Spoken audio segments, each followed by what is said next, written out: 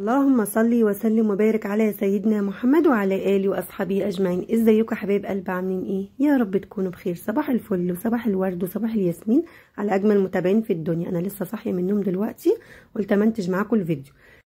النهارده الاتنين ايتن وصحابها بيبقوا عاملين غدوه مع بعض، بس بيبقوا عاملين غدوه في الشيبسي مثلا والحاجه الحلويات، بس السندوتشات كل واحد بياكل سندوتشاته، بس لو حد احتاج من ايتن اي حاجه بتديله عادي. هما بيبقوا عاملين الغدوة على الحلويات، على الشيبسي، على اي شوكولاتات، الحاجات دي بس. انما طبعا لما حد بيحتاج منها اي حاجة من السندوتشات بتديله، بس مش بيبقوا عاملين غدوة عليها.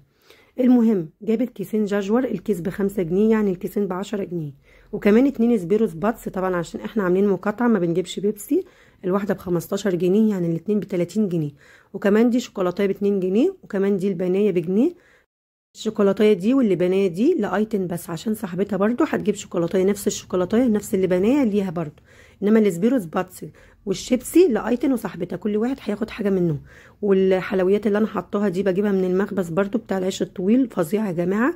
دي عامله زي الهريسه الاسكندراني كده، طعمها خطير، بجيبها من سنين، طعمها فظيع بجد. ايتن بتحبها جدا، فحطت لها قطعه منها وقطعه لصاحبتها، وكمان السبيروس باتس واحده ليها وواحده لصاحبتها، وكمان الشيبسي واحده ليها وواحده لصاحبتها. دي بقى السندوتشات، عملت 3 سندوتشات من اللانشون، ودي جبنه بالجبنه الرومي اللي هي الاخيره دي، طعمها خطير يا جماعه. طبعا ايتن هي اللي بتختار السندوتشات اللي هي عايزاها، والسندوتشات ايتن هتاكلها لوحدها، بس لو حد احتاج من صحابها بتديله عادي. عايزه اقول لكم ان هما الاول كانوا بيعملوا غدوه على السندوتشات بس، دلوقتي قعدوا بيعملوا على الحلويات بس. يا رب يكون فيديو النهارده عجبكم، ما تنسوش تعملوا لايك للقناه وسبسكرايب للقناه عشان يوصل لكم كل جديد. بحبكم يا احلى ناس.